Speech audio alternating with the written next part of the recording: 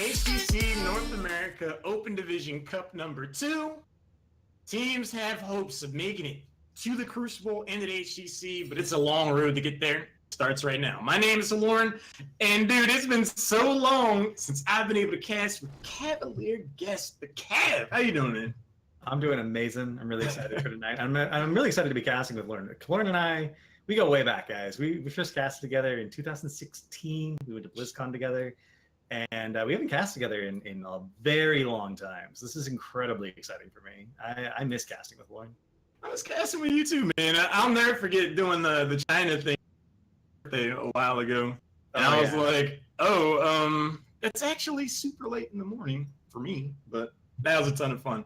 What else is going to be a ton of fun are the games we have slated tonight in the Open Division. The teams that have been playing at the amateur level are not playing at the amateur level. Like, we see HGC level tactics, coordination, draft picks, and selections with so much information to learn from, especially coming off mid-season brawl. We're seeing some very motivated teams right now, Kev. And we are, and it's worth noting that the entire scene is leveled up. And if you're not paying careful attention, you might just be like, oh, these teams are similar to pro players the way the pro players were a year ago, which is true.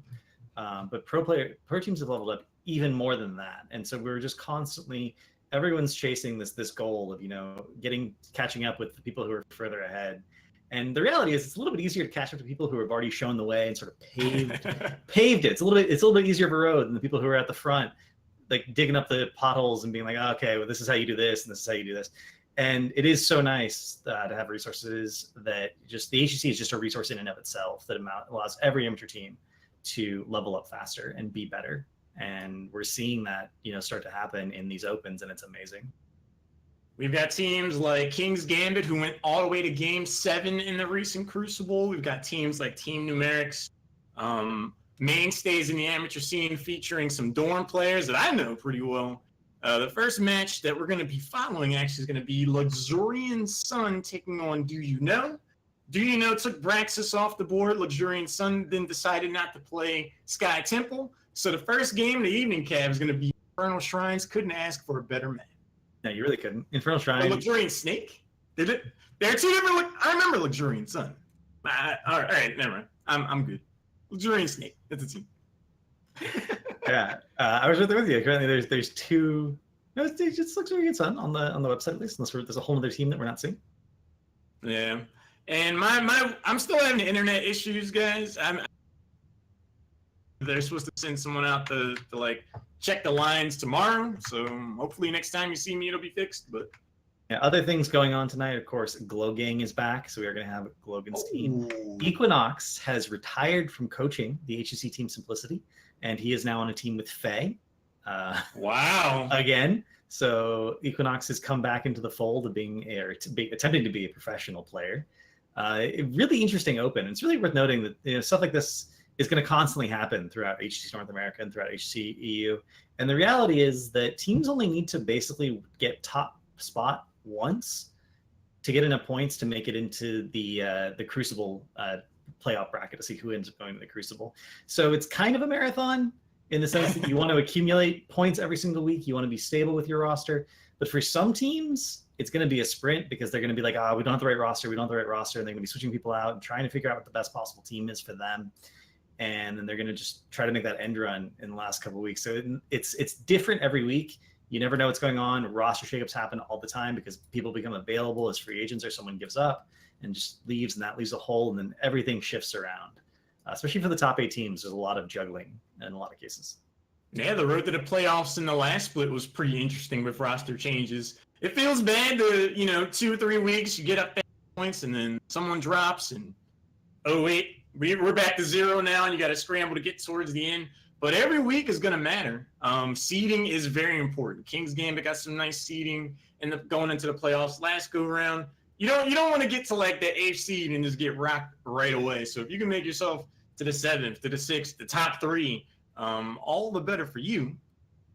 And I think we're getting ready, Kyle. This is my warning. I could see Ginger Dread and Zebo. Thank you, Kyle. Appreciate that, man.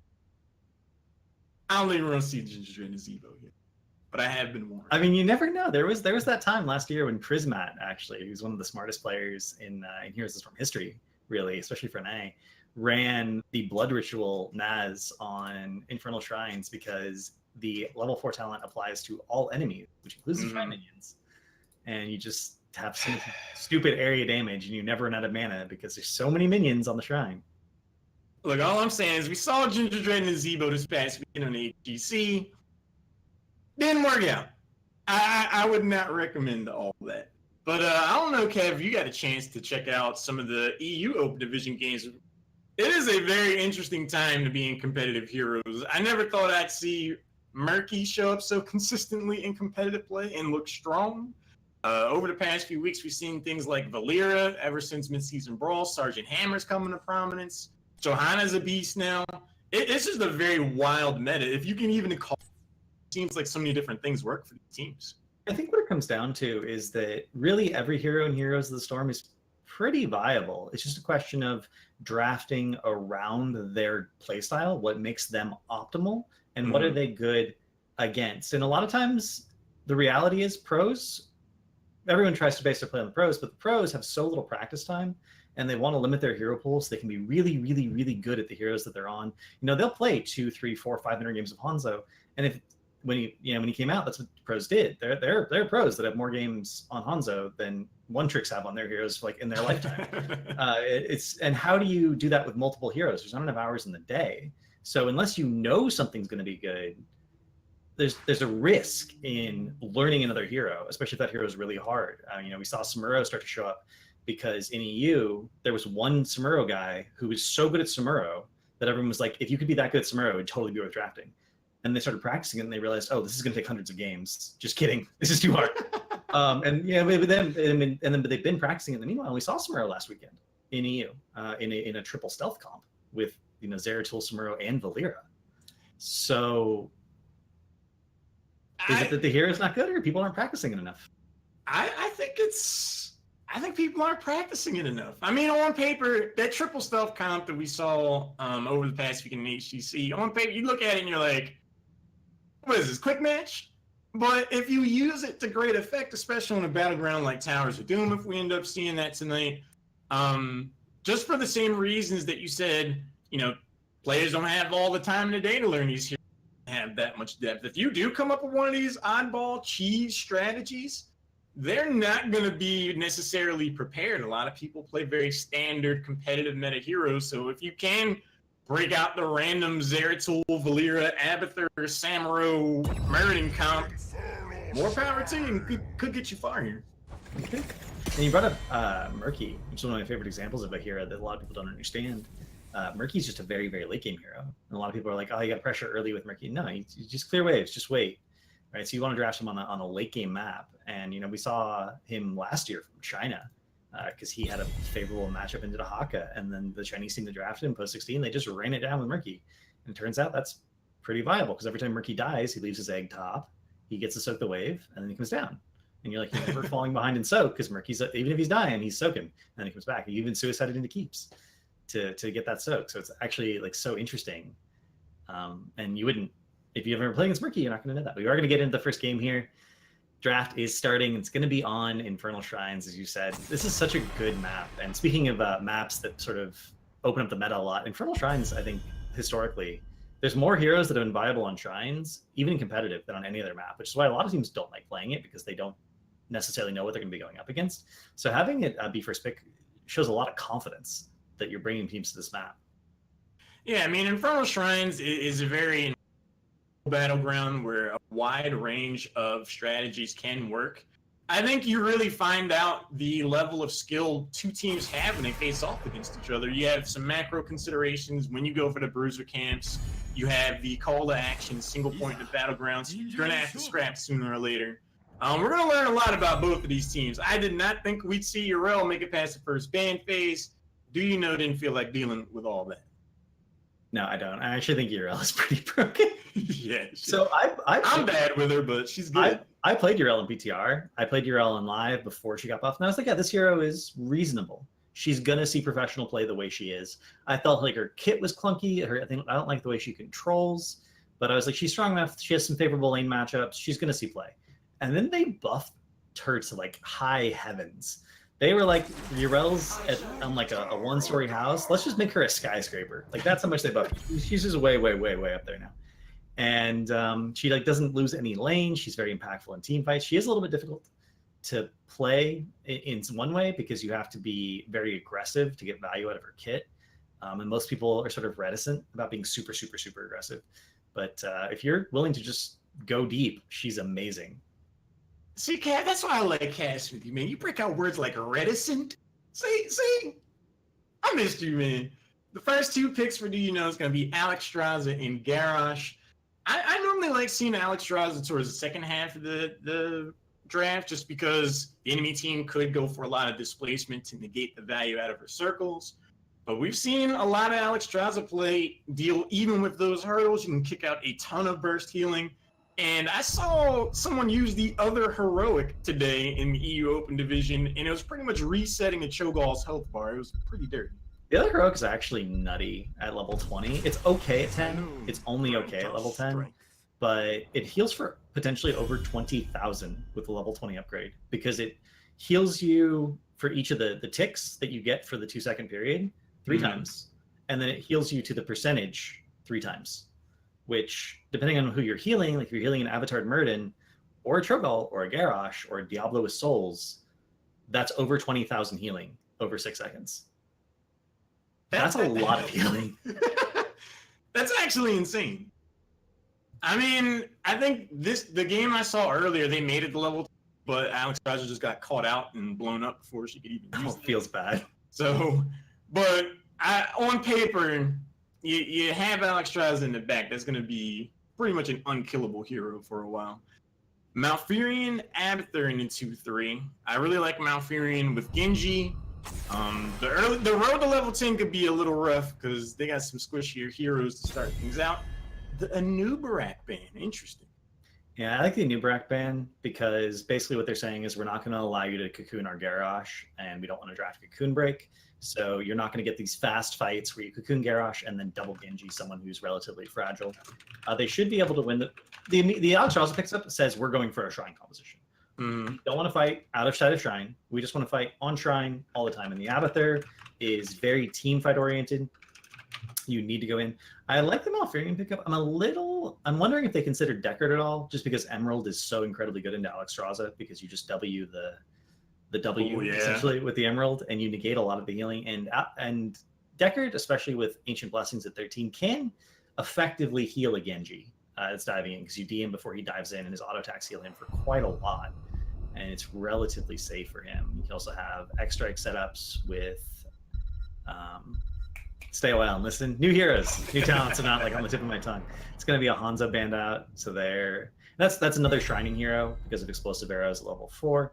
So you can see there's a lot of consideration going into this draft by both teams. I actually really like the idea of Deckard Cain against Alexstrasza. You throw the root down, you take the heal nullification. That would be pretty hard to deal with. I do like the Hanzo ban.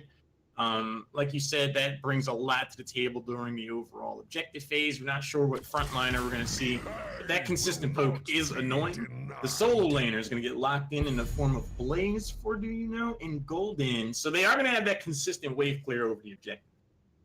I like the Blaze too for another reason. Alexstrasza doesn't really have a burst save mechanic or a self cleanse or an ice block outside of Cleansing Flame on herself. So Bunker allows the rest of her team to like help save. Of course, the Bunker cooldown was increased in a recent patch, and that has led to a little tiny bit of a drop-off in Blaze play, in addition to the fact that he now has a losing lane matchup into the most popular offlaner in the game. But she's banned, so it's fine. And the Gul'dan will also help sort of shore up the any wave clear issues that they're going to have. If I'm on the side of Luxorian Snake, I'm looking around, and I guess they're going to rely on Abathur to. So if there isn't really like a Dahak or anything to worry about to that end, they mind their P's and Q's, should be fine. Murden is a very solid tank who's seen a high rise in prominence and priority. Normally when someone catches a Stormbolt in a team fight, it gets pretty rough, especially with double Ginjo potentially. How do you feel about the Junkrat pick? I think the Junkrat pick is because they're going to try to W people off of Alexstrasza's W to deny that healing. It's disruptive. It does offer wave clear, which is something they really desperately need, because if you look at their composition, Junkrat's their only wave clear. It's the only hero. Right. So we knew that tank was going to have to be very Johanna, and that's an Alarak. Okay. Ooh. All right, do you know? We have seen Koreans play Alarak into Genji specifically, especially on the GM ladder, something Rich really likes to do. And if you can catch a Genji with combo, he just dies. There's actually nothing he can do once he gets caught by the telekinesis, unless he has very low ping. But that's going to be brutal, and hopefully he doesn't get too stacked up in the early game. I'll tell you one thing. If I'm playing Genji this game, I am 85% more Monka after seeing that Alarak get picked up. Because if you eat a Horrify or a Taunt, you're gone. Like, you're just not... You shouldn't survive all that, at the very least.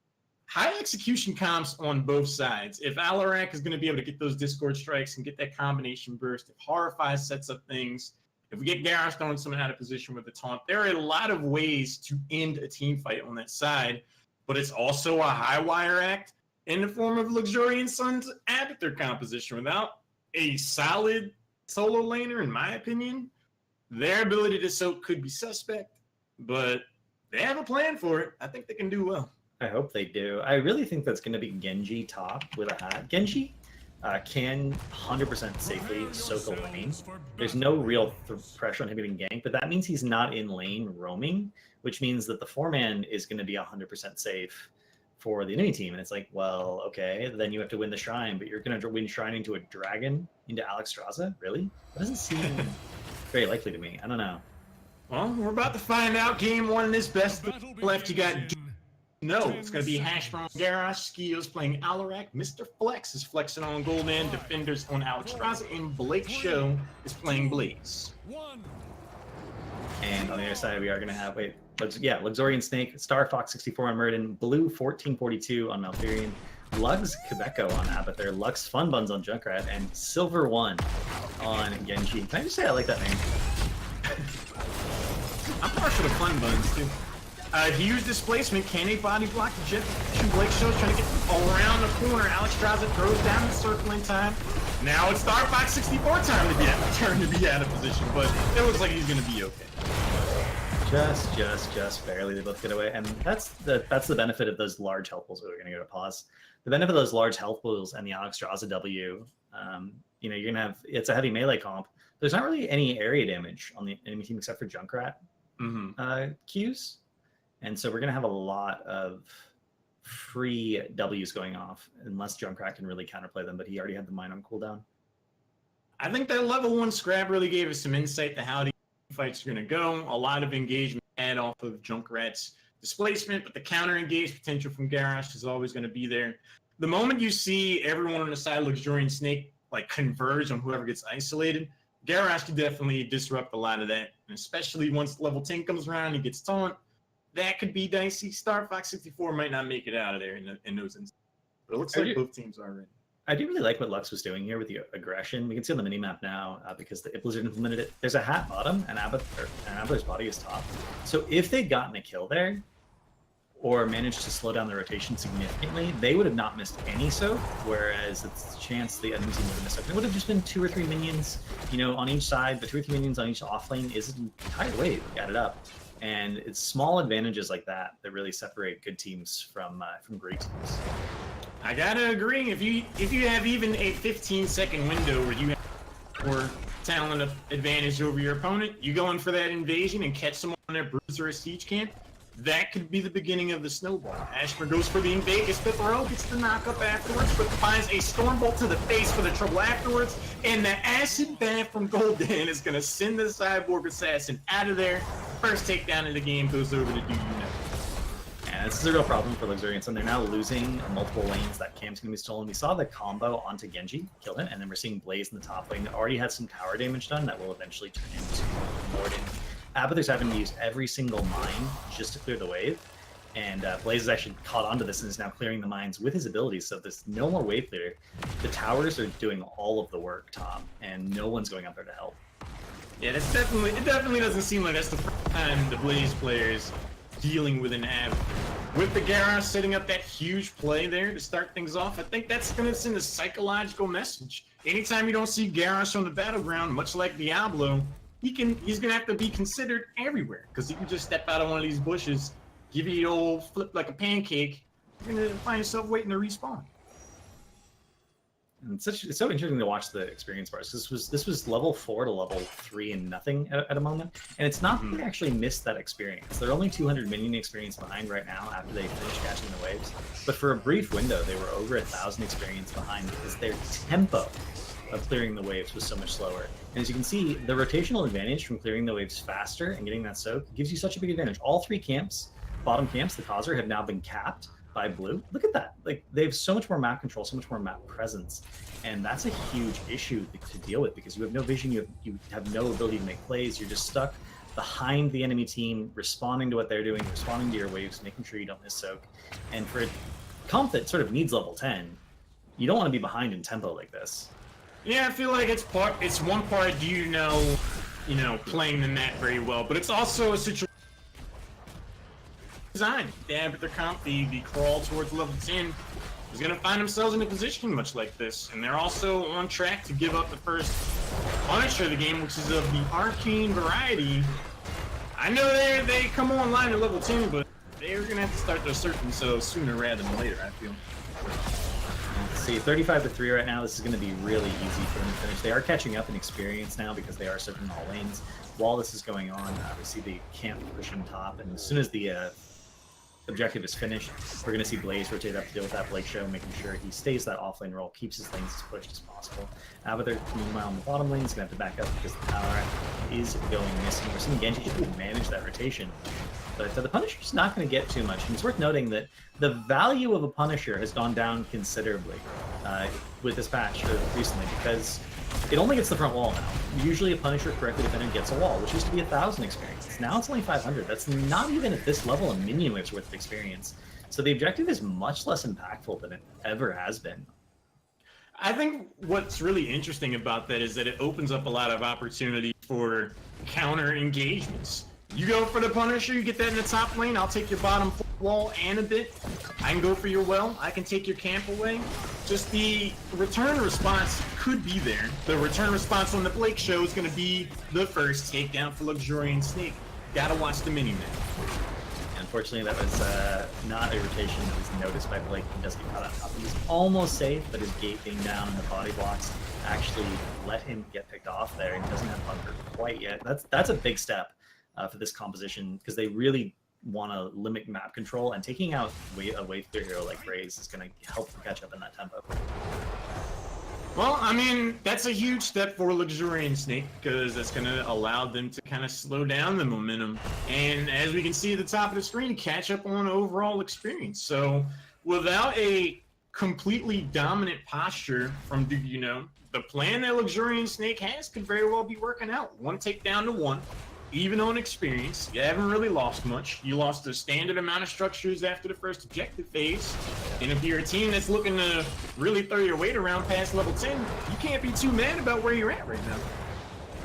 No, and being even at 10 is all they want. And they, 8.5, they should be able to get there. The next objective is going to spawn on both teams level 9, but both teams will have a chance to soak 10 before the objective actually ends. They're going to get their chance to go into that team fight if that's what they want. Pretty standard talents that we're seeing so far, except for we're actually seeing Q build Alarak with the CDR at level 1, which I don't think is a build I've ever seen anyone take who plays Alarak in a high level setting. I'm really curious to see if he's going to finish the sequence because against this composition, oh wow, the Junkrat ends up getting caught out here. I mean, speak of the devil, he shall appear, but Alarak is going to find themselves eating a bunch of damage in response. The added 0.75 seconds of silence, Junkrat's keenly aware of that. That's what led to the second takedown for but the overextension ends up costing him. I'm really liking the Perfect Storm talent for Murden. Something we're seeing more and more these days. You got Abathur, you got Malfurion. You don't necessarily need third win yourself. And those Storm Bolts, especially as the game goes on, that's going to be a strong form of engagement. Yeah, they're really looking for fast fights. That trade was really unfortunate because, of course, Alarak gets sadism for every kill, and it's reset completely upon his death. So even though that was a 1-for-1 trade, that was actually a huge disadvantage for the Alarak, because losing all of your sadism is not worth a 1-for-1 trade, especially when they weren't even fighting over anything. It's not like they got the objective out of that. It was just a straight-up 1-for-1 trade in a lane, and now he's reset to where he was at the start.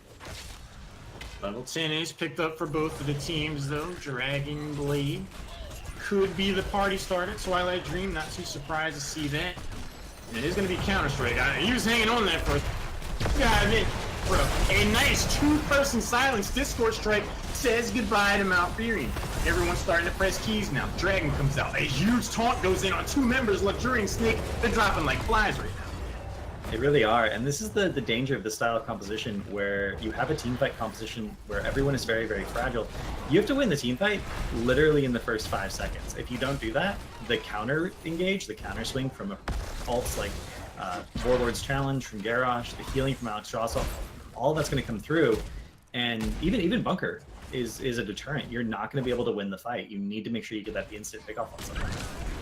That's not how you want team fights to go if you're on the side of Luxurians.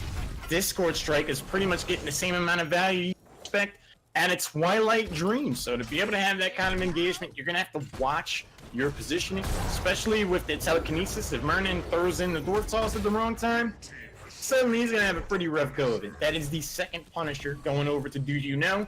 And Cav, we're starting getting to that point now where you can't really keep conceding stuff. Yeah, you made it to level 10 evenly, but sooner or later you got to try to turn it around. And the wall is already dead here because of the pressure from Blaze earlier, so this is going to be an easy fort and potentially part of a keep roll. Ooh, and Garrosh with the deep flank actually may get the kill here on the Junkrat. He barely manages to get away. Twilight Dream manages to sort of heal, but they burned heroics, and now they're not going to have those heroics for the fight over the Punisher for the keep wall. The keep wall should go down here. That's going to give, if it goes down, it's going to be 13 for, oh wow, yeah. 13's a big advantage. Well, that's a big advantage to see Twilight Dream get defensive and not. You know, you can go in. It is a full green light. There's a stun. There's a silence. Further lockdown forces out the Avatar. Silver one, Riptire comes out. Now we see Luxurian Snakes trying to turn it around, but a Horrify sets up a pretty solid disengagement. The bunker goes down. Low health bars on the side of Do You Know. Huge silence again, and then Hashmer turns around and uppercuts Malfurion. It's a bloodbath right now. I like the Muradin clone there, just to get that extra CC, that extra disruption. Picked off as well. The Mushroom Stomp, not just Hero can do it. Muradin is the original Goomba Stomper. And we are going to see the runaway here, but Garrosh is not a hero that can really run away. And with that situation, we're going to have completely even in experience because the comeback mechanic, Abler was soaking bottom that whole time, except for when he was cloned. And this game is just flat out even, not in terms of structures, but in terms of experience, maybe even a little bit of advantage now for Luxorian, because they are going to be able to get some free structure damage here. Luxurian Snake really living up to their name. They call back camp, they get ready to pounce there and strike. Gets a whole host of takedowns that catapults them back into the game. Goes through this top fort wall. This is exactly what they need to have happen. After double soaking could further exacerbate the last turn of events. Nice heads up play there by Fun Buns to send some grenades down just in case there was the flank that was showing up. It just didn't connect with Valorant. Yeah, one of the things that you'll see with good Junkrat players is they're constantly throwing grenades in what seems like random directions. But it's oh, they could be in this bush, they could be in this bush, they could be in this bush. We don't want to get flanked. We want to make sure we have vision control. And good Junkrats pay attention to because you have a lot of vision tools in Junkrats kit with your W, your E, and the range on your Qs. Looking at the talents, pretty surprising stuff in my opinion, but at the same time, defensive measures, get those stuns, you're gonna have a pretty good go of it. Starfox 64 and the crew picking up the siege camp, pretty by the numbers play. I think that last takedown might have inspired some less aggressive play. They don't jump in there too soon, so they're not able to get that takedown like they got last time. We're actually going to see Dragon Scales at level 13 for Alex Straza. That gives you 30 armor every time you're stunned, rooted, or silenced for 2 seconds, and it has an internal 10-second cooldown. It's not we've actually never seen taken in Pro Blue, but there are a lot of roots, a lot of stuns, and more importantly, there's a lot of dive. Ooh, we're going to see Indomitable using Garrosh should get him out of the situation. Alarak, man, I feel sorry for. So far, it's going to be a 1-for-1 cleansing flame, helping out the health bars of the blue team. The clone out in the flank trying to get what lasting value that they possibly can. That was a pretty risky play, especially with the shrine activating. Luxurian Snake goes in, but they weren't able to get on to the point in time, so they're going to lose the camp. 1-for-1 trade, but they're still half a level up in experience. It could have been a lot worse. It could have been a lot worse. That 1-for-1 trade was actually also critical for do you know? And my concern for them is that they picked that fight. They saw that camp being taken. They're like, oh yeah, we can fight this. This is fine. And they drafted Alexstrasza. And Alexstrasza on shrines is good at one thing, and it's making sure you win the shrine. So fighting off the shrine is usually a pretty big risk. You generally want to like make sure you don't lose any of your lanes, make sure you're not losing any buildings, clear the waves, and then just fight on the shrine every time you have that dragon. And that's not what they're doing. And despite the fact there's a talent tier advantage for Luxorian Sun, they're just giving the shrine again because they have the talent advantage, they have that experience, they feel like they'll be able to defend this Punisher. And if they keep fighting them off the shrine when they're not willing to use Dragon, DUNO is actually going to be in a lot of trouble. I'm actually flabbergasted that we didn't see Luxurian on arrow. Genji eats a whole host of damage, has to deflect there. Mr. Flex is looking to take down the assassin once again. Frozen Punisher chipping away at this middle fort that was picked up for free. Stun goes in. Is there going to be a follow-up? There's the throw. We have the taunt available. Discord Strike goes in. A lot of attention going on. Forces out the Avatar. And it looks like his jump together interrupted by the Alarak combo, but they did not have enough damage to kill him through that Avatar going up. And now we're again in a situation where there's a structure advantage for DUNO, and otherwise the game is even in terms of experience. They managed to catch back up. I mean, a moment ago we saw a whole level disadvantage on a team that took the next objective for free, and they're starting to scale, so that's just pretty much a conceded fort. Blaze is up in the top left corner, so if this does become a big-time party, it could get dicey for DUNO. Horrify goes out to secure the disengage, but the clone was also used at a downbeat in the overall tempo of the game. These longer cooldowns getting used without netting too much could put a team in a rough spot. I'm amazed how long Luxurian Sun was allowed to just AFK in that bush. They were setting up to like, okay, guys, here's what we're gonna do. We're gonna go on this, we're gonna go on this, we're gonna clone this. All our cooldowns are gonna be used like this. They had a time to hold this symposium on how they were gonna execute that fight, and they still didn't quite manage to do correctly. But that bush not being anchored by DUNO is such a large error. No one's visible on the map. Where could they be? You know, these guys have never heard of the Chinese bush meta. Conceptually, you want Garrosh there. Oh no, looks like the telekinesis in the Discord Strike. The Fun Bun's going to be able to catapult themselves out. Ashmer on the chase, looking for the back line, uses his Unstoppable. Starflax 64 on the chase, gets thrown back after the Dwarf Toss. Another Avatar gets forced out. A lot of attention turns over to the Dwarf, but he is stick with at least 2 seeds. Bunker comes down, Garrosh jumps in, gets armor coming out.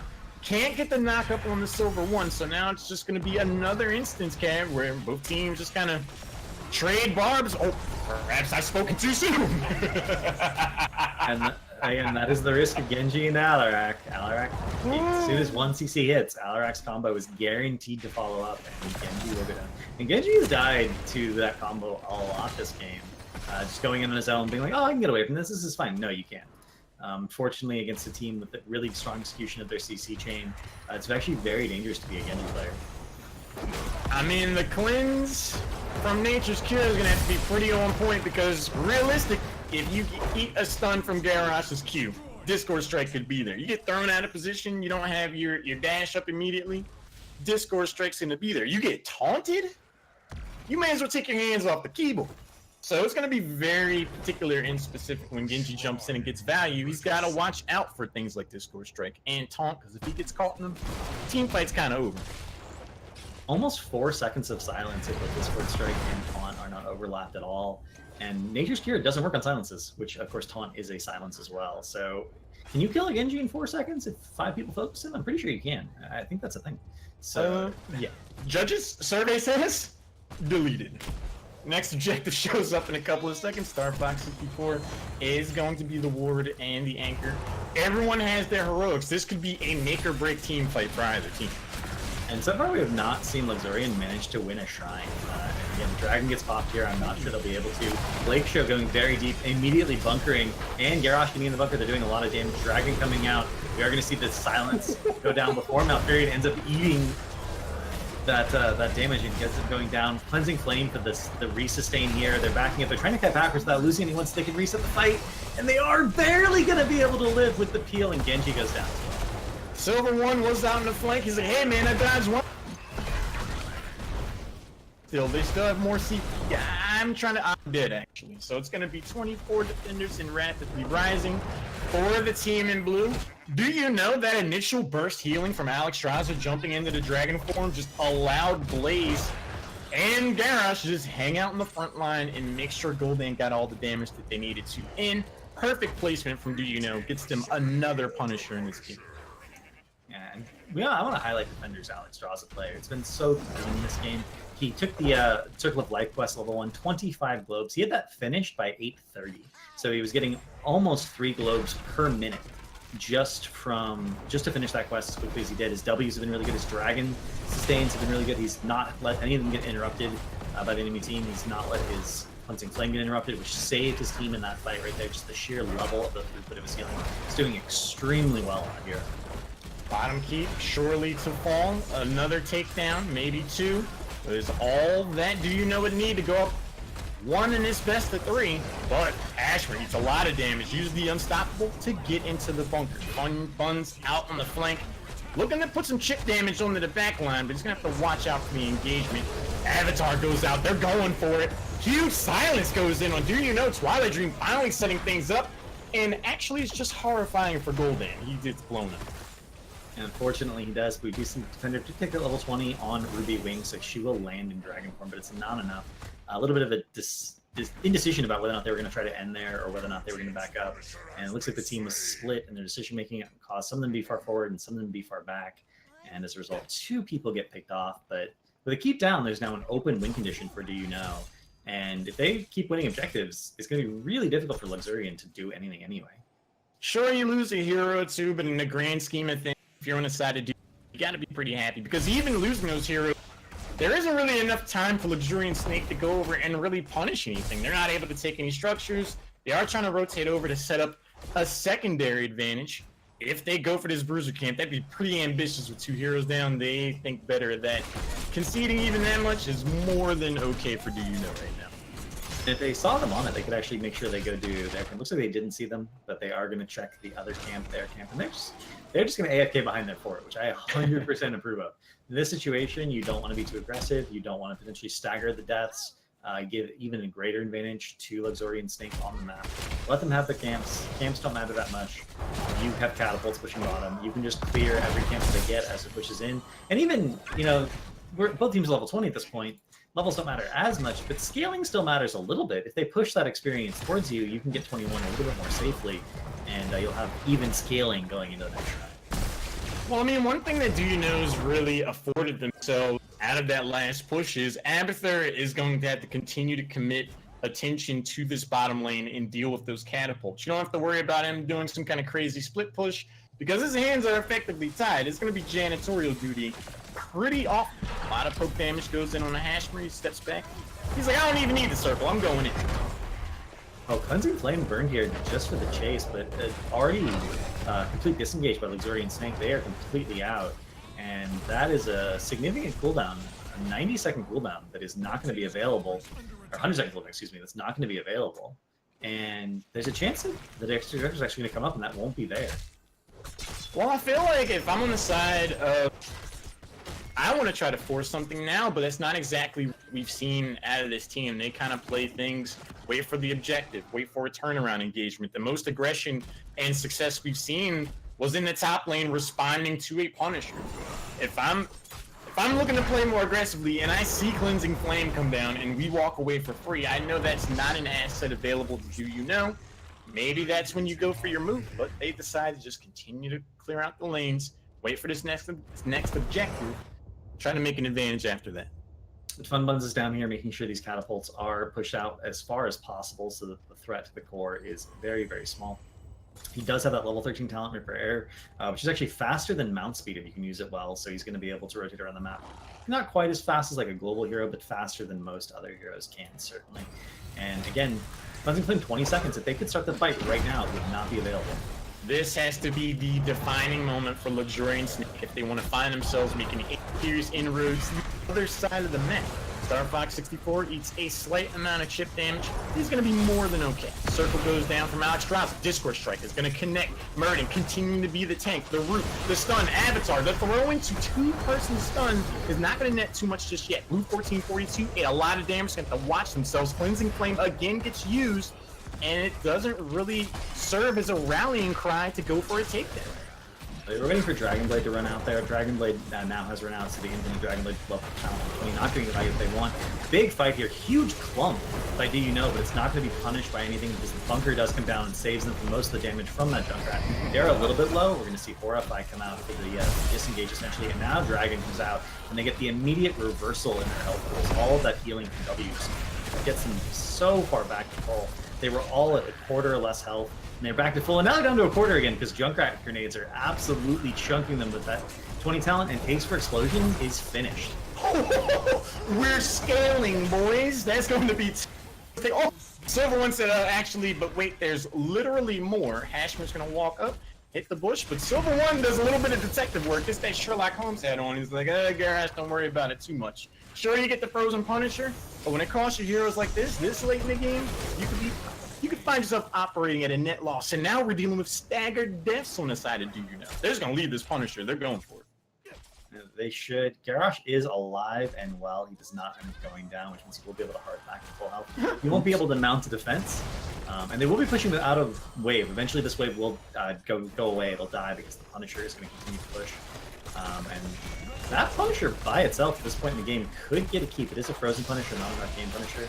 If they don't get this keep fast enough, if Garrosh can delay even for 10 or 12 seconds, there's a chance that they're alive in time for the defense. Well, I mean, 94% starting to fall. The Punisher's about to go through the top keep. Babbitt's going to only be able to do so much. I guess they didn't see what happened to Tempo Storm in Game 1 over the weekend of the HGC, because we're starting to get something of a remix there. Sure, you open up a win condition for yourself, but when you're losing this much percentage on your core, the next time you lose a hero, it's going to be very easy for Do You Know to just run it down bot or top now in this game. 63% on the core, no Mule at level 7 for Avatar. It is going to be the Needle Spine talent for increasing that stab damage, the fast fights looking for. A little bit of a scaling advantage, 23 to 21, so they should be able to stay ahead by a level, which means they'll always have an additional 4% scaling for the remainder of the game. But if they make any mistakes, the backdoor is real. And Gul'dan has his E-Quest finished, he has Ruinous Affliction. It only takes a couple of E's from Gul'dan to actually kill a full health core, with 5 people focusing in. And that's not a full health core. There's potential for backdoor here. They're actually somewhat lucky that the next Punisher is going to be mid, and we're actually going to see Star Fox get caught and gets taunted. If he goes down, that's really bad. Yeah, that's not going to end well, particularly for Luxurian Snake. They their main miner, but so far it looks like Do You Know don't really have the mind and just go for the end, or I guess they do. They're going to rotate up top. Do they decide to go for this bruiser camp? I don't think they necessarily need to. With the catapults and the bruiser camp already there. This isn't here. Don't do the camp. Don't do the camp. There we go. They get another pick on the Silver One here, who's a little bit too far out. And that should be game again. Gul'dan is going to be able to cast E on the core. Junkrat, struggling to try to just knock people away. Be like, please stay away from my core. Back, ye fools, back! But it's not going to work. And I just want to see this one E from Gul'dan. It does not go on the core. Oh my god, he tried to hit Junkrat with it instead of the core. I disapprove of this decision making. They debated you, man. 20% rapidly falling, game number 1. In somewhat decisive fashion is going to... Do You Know? Steady, consistent play from beginning to end. Quality team fight capability. And the Alarak pick, man, I was concerned about it. Going into the game, I was like, that's a pretty high execution hero. You're going to have to really make things work if you want to do it. And Skio said, I'm more than up to that challenge. Those Discord strikes were huge in those team fights. Well, so he did die 4 times. His saving kept getting reset. I really feel like what Luxorian Sun needed to do was go on the Oxtraza. Like, take her out at the start of the fight so they don't have that healing option, and that means that the fast fight's going to work for them. But in order to do that, they needed to get rid of Bunker. They have Twilight Dream, so Malfurion, Twilight Dream's the Blaze, the clone Genji, and the Riptire go on the Alexstrasza or the Gul'dan, like just remove them from the fight. Drunkard did 123,000 hero damage that game, by the way. That's more than double everyone else. Genji did 50,000, Abathur did 50,000. You had to go all the way, like Gul'dan did 50,000. So 3 heroes on Luxorian Sun did more than double the hero damage of everyone else on the other team combined, and it wasn't enough. Granted, it was a 26-minute game. Like 6 figures on your hero damage, you know you were pressing those buttons. But equally as impressive, the reason why there were so few takedowns with that much hero damage coming out, Alexstrasza, defender, had 178,000 healing. When you play Alexstrasza that good, you can take her in a 1-2 spot. You don't have to worry about any displacement because you can go in there, do your thing, and your teammates are like, my health bar didn't even move pretty much that entire fight. And defender's like, you're welcome. And that's the nice thing about drafting Alexstrasza with high health pool heroes. We had a Blaze, we had a Garrosh, even Alarak as a melee assassin has a higher health pool than most people are perhaps used to in a standard composition because your range don't generally usually have a high health pool. They drafted him as a 4-man flex essentially in that slot. Mm-hmm. And with percentage-based healing, your numbers are going to be really high if everyone actually stands on your Ws, if you place them safely, which Defender was really good about. Not a lot of Junkrat mines negated the value of her abundance healing, or even her Dragon W when she was in Dragon form. So that counterplay didn't exist. And again, that's really why I would have liked to see the Deckard with Emerald there, because that's a much easier way to sort of negate that value.